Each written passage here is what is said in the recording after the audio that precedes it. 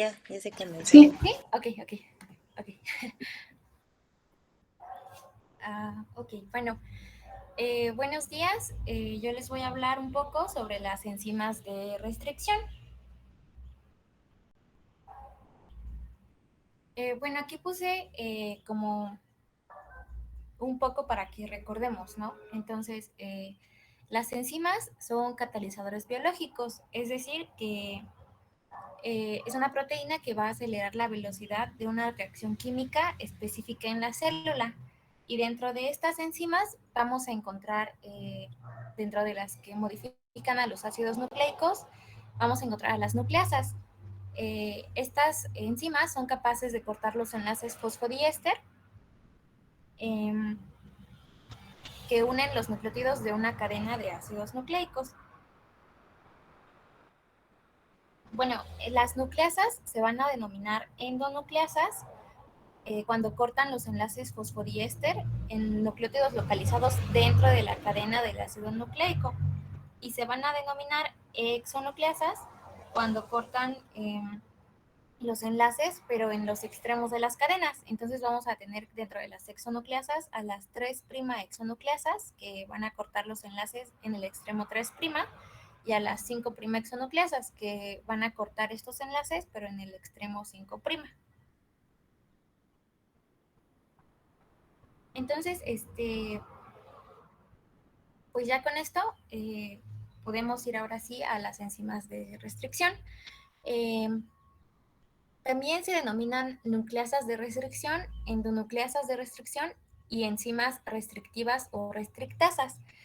Sus características principales son que pues presentan actividad de endonucleasa, son de origen bacteriano, entonces se encuentran en las bacterias de forma natural. Todas las bacterias van a sintetizar uno o más tipos de endonucleasas para cortar secuencias de ADN exógeno.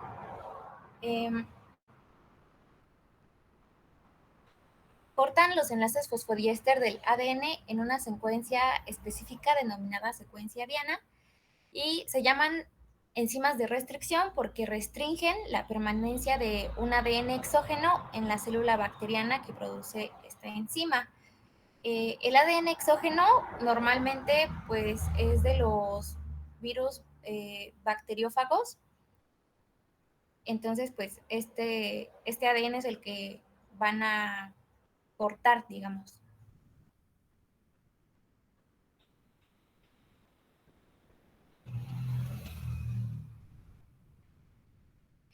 Bueno, las bacterias van a proteger su propio ADN porque, bueno, si no hicieran esto, la enzima podría, pues en vez de cortar el ADN exógeno, pues podría cortar su propio ADN, ¿no? Entonces, la forma en la que protegen su ADN es mediante la metilación.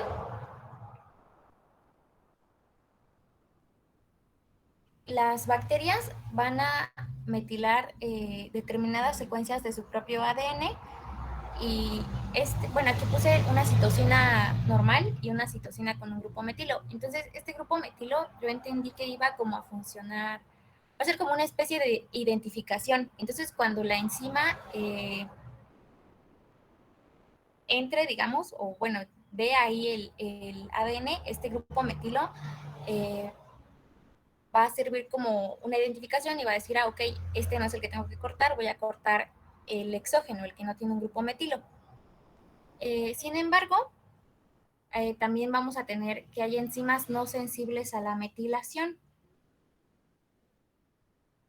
Entonces, mientras que en algunos casos, cuando la enzima encuentra metilado no lo corta, va a haber casos en los que la enzima, aunque esté metilado, va a cortar ADN. Bueno, la utilidad que podemos encontrar en estos patrones de metilación es que vamos a poder pues estudiarlos, ¿no? Precisamente. Entonces vamos a encontrar que hay enzimas que cortan exactamente la misma secuencia, pero van a cortar, algunas van a cortar únicamente si está metilado y otras no van a cortar si está metilado, y así vamos a poder conocer en qué situaciones se metila o en qué células se da esta metilación o en qué organismo se da esta metilación, y pues todo esto nos va a aportar información, también nos va a aportar información sobre nuestra información genética.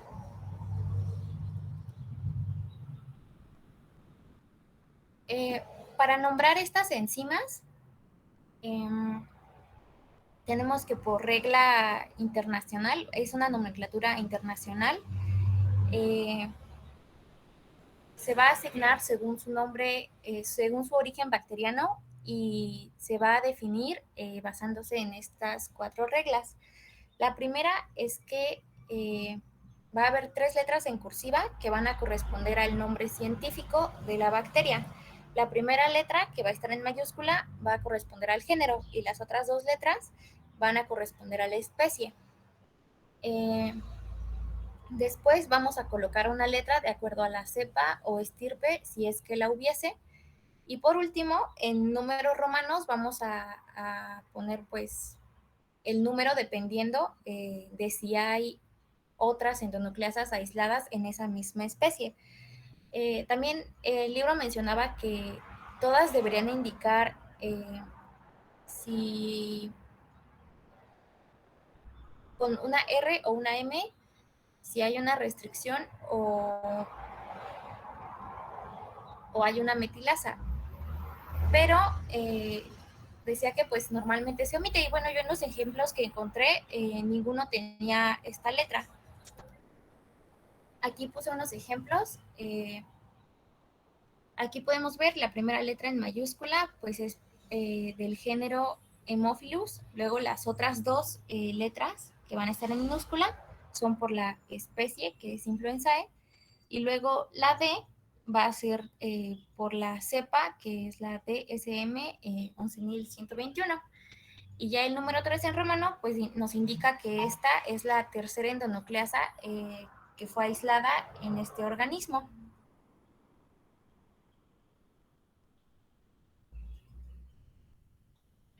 Luego tenemos como otro ejemplo la ECO R1, que igual la primera letra pues corresponde a su género, que es Escherichia, Esclericia, y luego las otras 2 letras corresponden a la especie. Luego la R corresponde a la cepa, y el número romano pues nos indica que esta fue la primera endonucleasa aislada de esta cepa.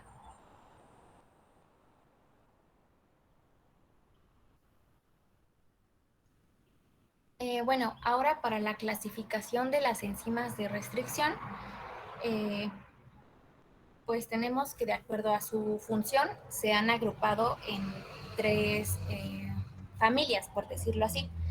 Eh, en la primera, pues van a ser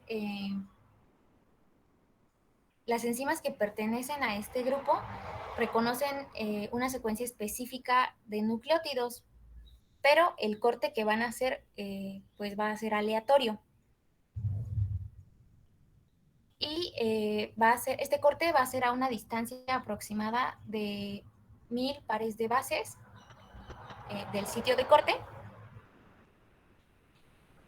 Tiene la actividad de metilasa, que pues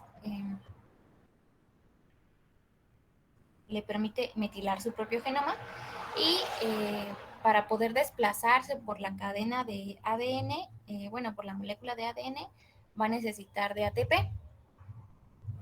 En el grupo 2 vamos a tener, esta no necesita ATP, pero a diferencia de la primera, eh, va a va a reconocer secuencias específicas, pero el corte va a ser en el mismo sitio de reconocimiento, ya no como en la pasada, que era una distancia de 1000 pares de bases, ¿no? Y Esta familia es importante porque dentro de esta familia vamos a encontrar las secuencias de reconocimiento palindrómicas. Más adelante les voy a hablar de estas. Entonces, como estas realizan su corte en el mismo sitio, bueno, se escucha muy redundante, ¿no? Pero realizan su corte en el mismo sitio de restricción, digamos. Entonces, estas son las que se van a utilizar para la ingeniería genética. Aquí, en lugar de ATP, van a utilizar un cofactor, que me parece que es el magnesio, y estas no van a tener actividad de metilasa. En el grupo 3 igual van a necesitar de ATP para poder desplazarse. El corte también va a ser aleatorio y va a ser a una distancia de 25 a 27 pares de bases, corriente abajo de la secuencia diana, que pues va a ser esta zona donde se va a realizar el corte. Y estas, igual que las primeras, sí tienen actividad de metilasa.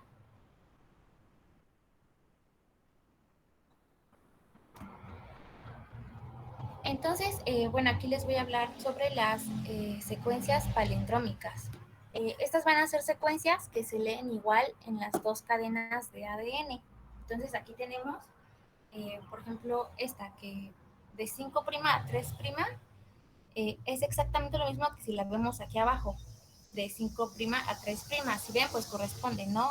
La guanina, guanina, adenina, timina, citosina y citosina. Entonces están como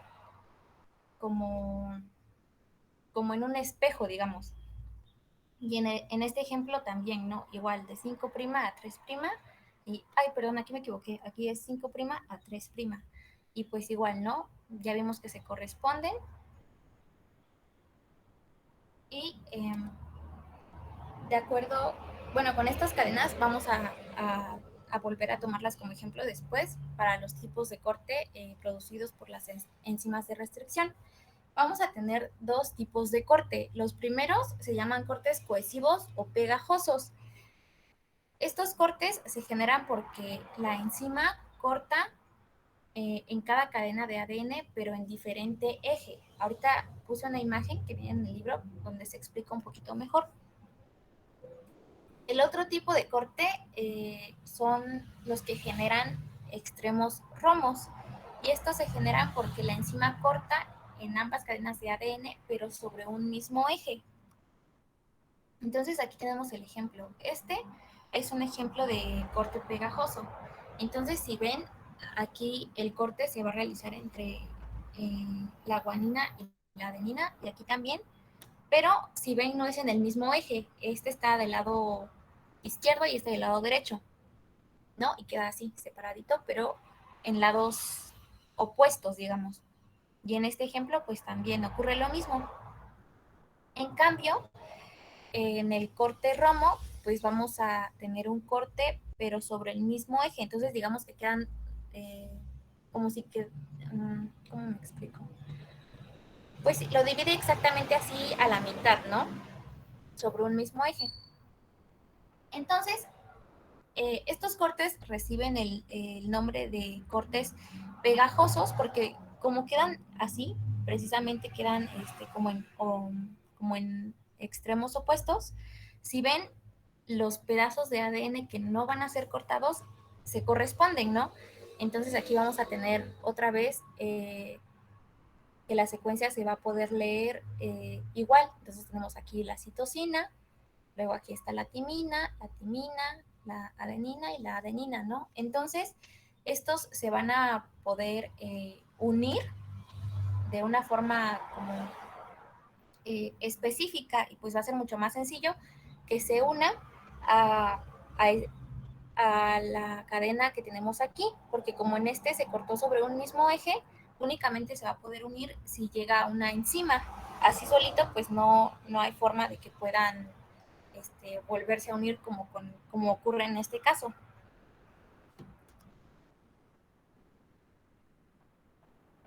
Ah, bueno, ahora les voy a hablar sobre los isoesquizómeros. Se denomina así a las enzimas de restricción obtenidas de diferente especie bacteriana, pero que reconocen la misma secuencia diana de ADN y cortan entre diferentes nucleótidos de dicha secuencia. Entonces aquí tenemos que son dos enzimas diferentes, ¿no? Son, digamos, distintas especies de bacteria. Sin embargo, ambas, si ven, cortan la misma, bueno, más bien el producto que vamos a obtener después de que corten el pedazo de ADN es exactamente el mismo.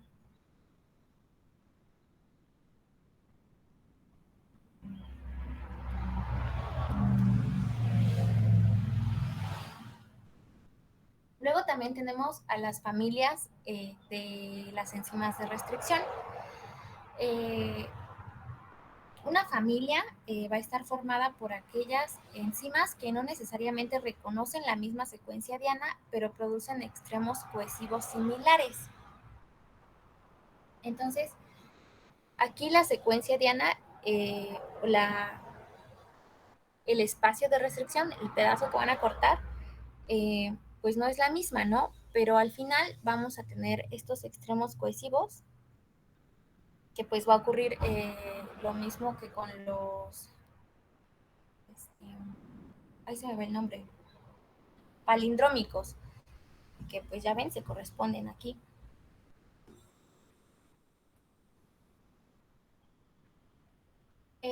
Los factores que van a afectar la actividad de las enzimas de restricción van a ser la pureza biológica del ADN. Si el ADN, bueno, la muestra que vamos a tener está contaminada con otro ADN, eh, las enzimas no van a poder funcionar bien. Luego, otro factor que tenemos son los contaminantes como detergentes y estabilizadores. Igual si en nuestra muestra hay cantidades o concentraciones elevadas de sales y detergentes, estos van a provocar que la actividad enzimática se vea inhibida, entonces pues igual pues no va a funcionar bien, ¿no?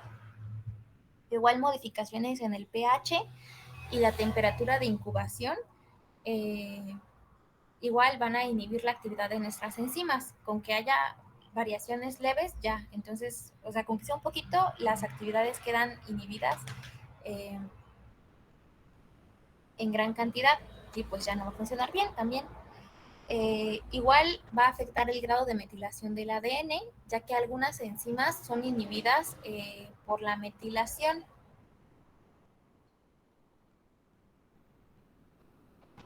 Entonces, ¿cuáles son las condiciones de almacén y conservación de las enzimas de restricción? Como vimos anteriormente, la temperatura es es un parámetro que tiene que estar como muy estable, porque si varía un poquito ya no funciona, ¿no? Entonces debemos conservarlas a menos 20 grados centígrados y pero pues para evitar que se congelen, eh, vamos a diluirlas en un volumen determinado de glicerol y así vamos a poder conservar pues su actividad. Y para usarlas vamos a requerir de un contenedor especial que nos va a asegurar que esta temperatura pues no va a cambiar, y si cambia va a ser con la menor variación posible.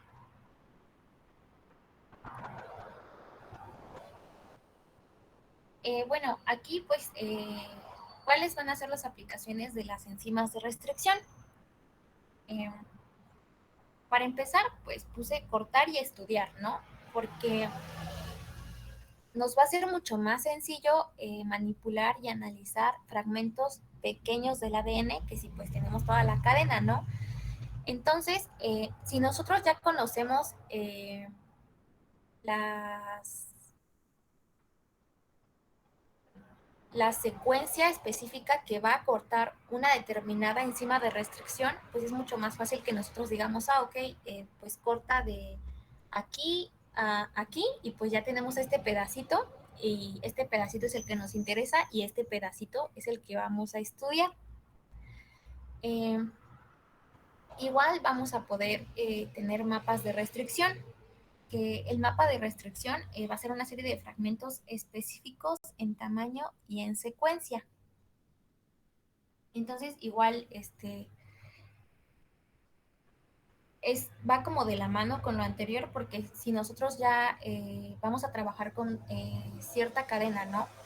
Y nosotros ya, para cada bacteria va a haber un mapa de restricción. Entonces, si nosotros, es como una especie de catálogo, ¿no? Entonces nosotros decimos, ¿sabes qué? Yo quiero trabajar con este fragmento y digo, ok, voy al mapa y veo como qué, qué, qué secuencia es la que tengo que cortar con la enzima, o más bien qué enzima es la que corta este determinado fragmento, y ya así pues voy a trabajar sobre eso, ¿no? Igual encontré que una función pues importante es detectar mutaciones, porque igual va de la mano con esto de cortar y estudiar, ¿no? Porque obviamente va a ser mucho más sencillo para nosotros analizar un fragmento pequeñito que estar buscando pues en toda la cadena, ¿no? Igual los estudios de determinación de polimorfismos. Eh,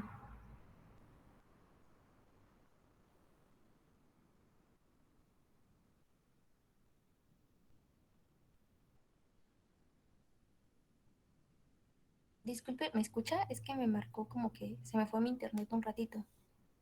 Sí, te escuchamos. Ok, perdón.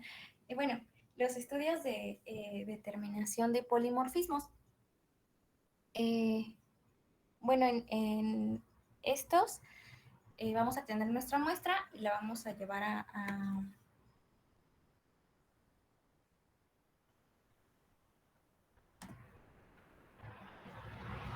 Ay, no, creo que se movió, ¿verdad? No, no puede ser. Sí, ya no se ve tu pantalla. No, no, aquí no es, perdón.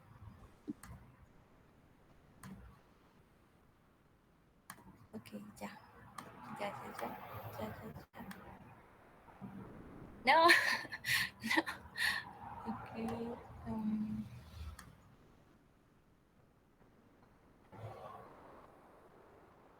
¿Sí se sigue compartiendo? Sí, ya las vemos de nuevo. Ok, ok, ok, ok, ok.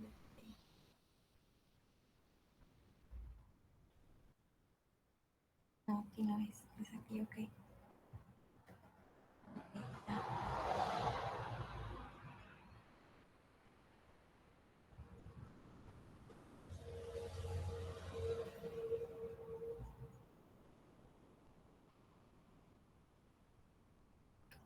Bueno, otra función que vamos a encontrar va a ser la de clonar. Vamos a poder introducir un gen específico en el DNA de una bacteria. Y aquí leí que una utilidad, por así decirlo, es que vamos a poder como, no sé si sea la palabra correcta, crear, pero vamos a poder pues facilitar una proteína. Y el ejemplo que me daba donde leí decía la insulina. Entonces, esta insulina ya no va ya no vamos a tener problemas con esta insulina como la teníamos con la insulina de los animales. Vamos a tener ya nuestra insulina humana. Y además vamos a poder modificar esta proteína y le vamos a otorgar características especiales, como por ejemplo que sea una insulina como de alto rendimiento, de alta duración. Entonces, eh, pues para esto nos va a apoyar. Bueno, los polimorfismos nos van a ayudar sobre todo en las ciencias forenses, encontré, porque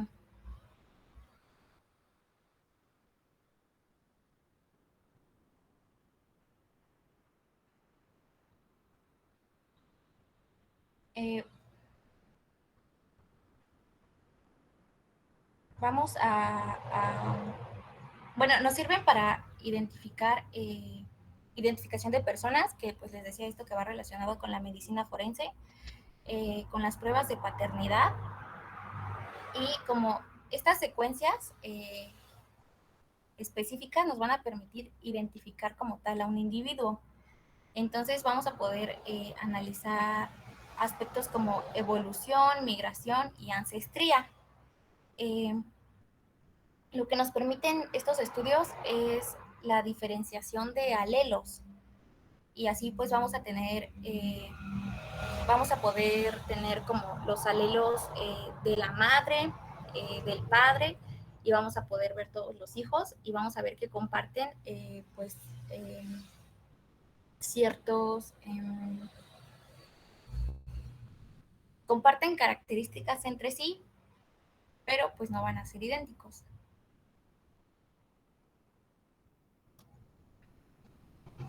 Y bueno, como conclusión, pues las enzimas son relevantes para la vida y para la ciencia.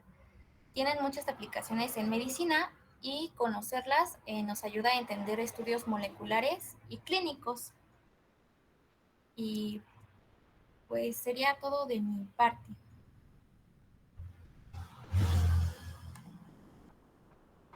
Gracias, Wendy. ¿Me pones tu imagen, la donde estaban las funciones de las enzimas de restricción, Sí, a ver. por favor?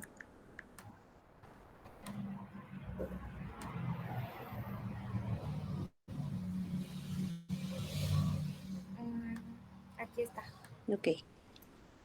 Como ya Wendy nos comentaba, pues las enzimas de restricción pues están, y ya he comentado varias veces, pues forman parte de la naturaleza, forman parte de las maquinarias proteicas de las bacterias, y que en el caso de las bacterias pues funcionan a manera de un sistema inmunológico, pues, porque son capaces en el caso de las enzimas de restricción, me refiero a un sistema inmunológico porque estas enzimas son capaces de detectar secuencias genéticas extrañas, o sea, refiriéndonos entonces a los bacteriófagos que pueden insertar información genética en la información en la información genética de la célula bacteriana. O sea, las enzimas de restricción nadie las inventó, ahí están presentes en las bacterias, tan es así que Wendy les comentaba la nomenclatura, y si ven la nomenclatura, como ella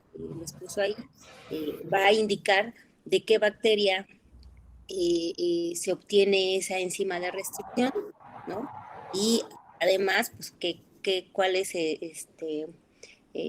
algunas otras características de la cepa, y además qué número de enzima de restricción para esa bacteria está presente, ¿no? Y se les llama enzimas de restricción porque tienen la cualidad o la característica de mediar cortes, ¿no? De que ya también Wendy comentó acerca de los tipos de corte que pueden realizar estas enzimas de restricción, además que también son importantes aquí los mecanismos de metilación, que si recuerdan, habíamos platicado un poco acerca de los patrones de metilación que originalmente tiene cada célula, en este caso cada bacteria, y estos patrones de metilación pues van a permitir también distinguir las secuencias que corresponden a la célula bacteriana. Entonces, en el caso de las enzimas de restricción, ya para el uso no puse mi cámara, ya para el uso de las tecnologías de DNA recombinante, pues las más importantes serían las que medían o las que llevan a cabo cortes cohesivos o pegajosos, que si ven, si te regresas, Wendy, donde estaban los cortes. ¿Aquí o aquí?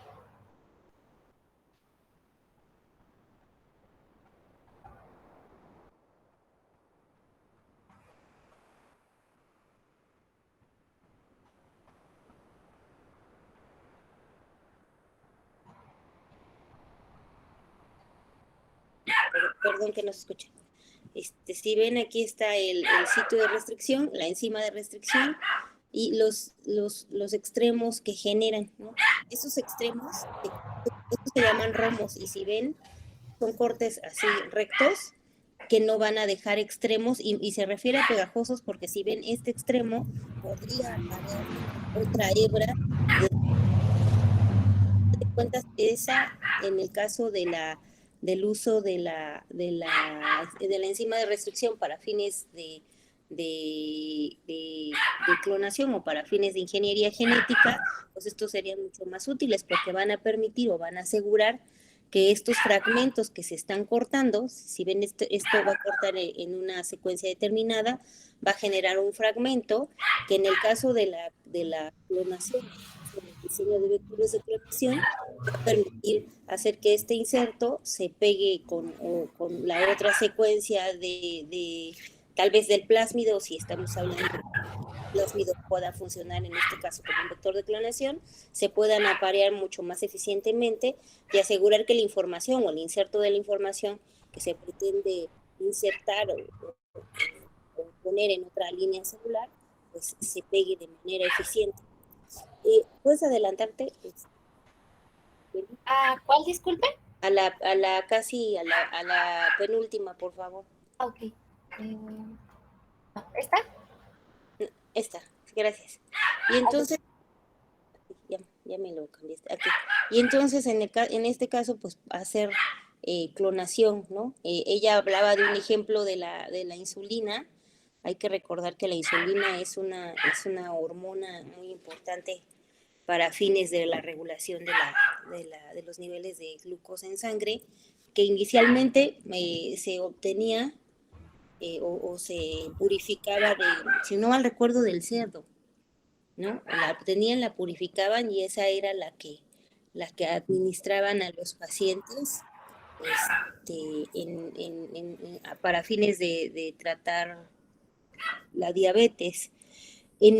Actualmente, no sé si alguno de ustedes haya tenido la curiosidad de leer el frasco de la insulina, si es que en un momento dado ha tenido la oportunidad de administrar la insulina o de leer los frascos. ¿Alguno de ustedes ha leído el frasco de insulina? ¿Qué dice?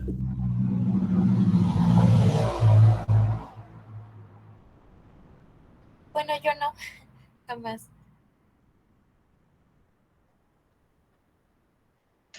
Yo tampoco, doctor. Dice insulina recombinante, doctora. ¿Tiene apagado su micrófono?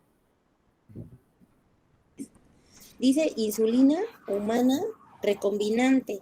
¿A qué se refiere este término? Bueno, que la receta, o sea, que la secuencia genética a partir de la cual se sintetiza esta insulina es de un gen humano. Obviamente que no la están extrayendo del humano y la están purificando del humano. Esta secuencia genética o este gen o los genes que codifican para insulina. Sí, Valeria. Sí, es que había leído que la insulina tiene tecnología de ADN recombinante porque ahorita se está utilizando la Escherichia coli, que se ha sustituido lo que era asparagina por glicina. Entonces no sé si eso tenga algo que ver también con lo que dice, porque en el frasquito dice RADN, o sea, ADN recombinante, y no sé si es por esto de la Escherichia o es otro tipo de insulina. Vamos, ¿se acuerdan que ayer yo les comentaba en el caso de la clonación que se toma una secuencia genética que sería el inserto? Ese inserto se va a introducir en un vector de clonación que puede ser cualquiera de los muchos que ayer sus compañeros, su compañera mencionaba, o su compañero no recuerdo bien. Obviamente que la selección del vector dependerá de la longitud del inserto, ¿no? Entonces, por eso había hasta cósmidos, ¿no? O cromosomas artificiales en el caso de vectores de clonación, dependiendo del tamaño de la información genética que se pretenda insertar. Y también les comenté que estaba el inserto, el plásmido, y había una célula huésped que era la que se pretendía modificar y que una de las finalidades de emplear un vector de clonación es conducir a la expresión de esa secuencia, de ese inserto en una línea celular distinta. En este caso, vamos a ponerles nombres, la secuencia que va a funcionar como inserto sería el gen que codifica para insulina, empleando un vector de clonación, y la célula que hospedadora o la huésped o la que se va a modificar, pues sería E. coli, ¿no? ¿Para qué? Para que en E. coli se induzca o se conduzca a la expresión de esta proteína o de esta molécula de origen proteico para obtener una proteína que se pueda purificar y manipular suficientemente, ¿no? A diferencia de lo que ocurría con la insulina que originalmente se utilizaba, al principio se utilizaba, que se obtenía a partir de un animalito, ¿no? O sea, originalmente utilizaban, si no recuerdo, la insulina de cerdo, la porcina, para tratamientos, pero obviamente que había muchos problemas de tecnológica, ¿no? Ahora es mucho más eficiente, si ven, no hay reportes ni se ha dicho que haya problemas con esta insulina de origen recombinante, ¿no? Entonces, todas estas tecnologías o estas herramientas de biología molecular permiten hacer estos estudios que les van a permitir obtener proteínas, y un ejemplo sería la insulina, pero podrían ser también, por ejemplo, factores de coagulación, ¿no? En el caso de los pacientes con hemofilia, dependiendo del tipo de hemofilia, obviamente, hará falta un determinado factor de coagulación, y obviamente utilizando o empleando esta herramienta, pues, obtenerse factores de coagulación. En el caso de factores de coagulación, el costo es mucho, mucho más caro que conseguir una insulina, ¿no? Porque una insulina está, creo que sí, muy cara, 1,500 pesos un frasco, ¿no? Un factor de coagulación, creo que por lo menos, y no me estoy exagerando mucho, estaría un frasco por lo menos en 15,000 o 20,000 pesos, ¿no? Obviamente por la demanda, ¿no? También hay que ver que sería el porcentaje de población que requiere que se le administre factores de coagulación, tomando en cuenta el porcentaje de pacientes que tienen hemofilia, ¿no? En comparación con el porcentaje de pacientes que tienen que tienen diabetes y que requieran insulina, ¿no? Ese es un ejemplo interesante de las tecnologías del DNA recombinante que van a permitir, en el caso de la medicina, obtener productos importantes para fines de tratamiento, ¿no? Y obviamente que esta herramienta pues no solamente les va a permitir tener productos de de tratamientos médicos, ¿no? Creo que en las noticias y en periódicos y de repente ustedes escuchan el término de los transgénicos y de los alimentos de origen transgénico que van a ser producto de recombinación genética, ¿no? Al final de cuentas. Entonces van a ver que todo esto pues no solamente es de interés para fines médicos, sino pues también para fines de la industria, ¿no? Como la biotecnología, como la agricultura, ¿no? Como ¿cómo se llama esto? La ganadería, ¿no? También van a permitir obtener pues, a animalitos o productos del campo con mucho mayor resistencia, ¿no? Se ha hecho, por ejemplo, recombinaciones de genes de resistencia de una planta con otra planta para tener de repente plantas más resistentes, no sé, a la sequía, a las plagas, ¿no? Digo, por decirlo así. No sé mucho de eso, pero sí se puede hacer mucho. La última vez que escuché algo que tenía que ver con esto era de una planta de marihuana que modificaron y que era más resistente a crecer en lugares que no necesitaban tanto sol y podían crecer en una maceta de un lugar que no. Si ven, se pueden hacer muchas cosas con esto. Gracias a las enzimas de restricción, bueno, también se puede hacer detección de mutaciones, en este caso de la detección de los polimorfismos, ya a tu compañero, no recuerdo a quién le tocó esta técnica, en el cual se puede hacer la detección de secuencias variables en los organismos. Vamos a ver que en una población, en una población, aunque la mayoría, aunque se comparte la gran mayoría de información genética, hay una serie de variabilidad, ¿no? Hay secuencias que van a ser específicas para un individuo, y a estas secuencias se les conoce como polimorfismos, que como comentaba su compañera, las van a encontrar en los diferentes alelos. Hay que recordar que para un gen determinado puede haber variantes de ese gen, ¿no? En los dos cromosomas, y estas variantes del mismo gen pues, se le conoce como alelos, ¿no? Y estas variantes pues, son variables por estas secuencias que son polimórficas, que van a ser o que pueden ser observarse en un individuo y que van a determinar un fenotipo específico de un individuo. Entonces, en el caso de estas secuencias, vamos a ver que hay estas variantes que pueden ser encontradas en genes, en alelos, pero pues también hay que recordar que van a poder ser estas variantes en estas, ¿no? Pues modificar, pues ya había yo comentado un ejemplo de esto, pues igual un mapa de restricción, que igual estas enzimas de restricción, que les voy a compartir una imagen. Estas enzimas de restricción pues van a reconocer secuencias específicas, y estas secuencias específicas van a ser cortadas, y hay que recordar que se puede hacer un mapa de restricción utilizando una amplia variedad de enzimas de restricción, y cada una de ellas va a recortar en secuencias específicas. Ustedes pueden saber la secuencia de la muestra, del DNA de la muestra, empleando enzimas de restricción.